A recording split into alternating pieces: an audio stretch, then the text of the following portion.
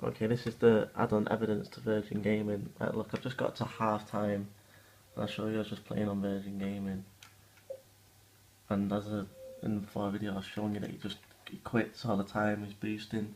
Look, there's his gamer tag last minute, 1 minute ago. Look, he's just quit at half time, there you can see 45 minutes. And let's go over here to the laptop. Right, as you can see, the 3rd of November was only 1 hour and a half ago, and he's managed to play 8 games.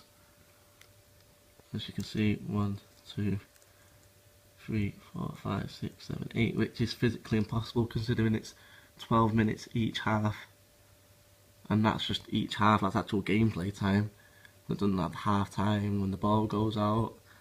I mean, it takes about roughly 15 minutes each game, it makes it physically impossible. So today's stats is the most games played, so he's playing every game till half time and just backing out there.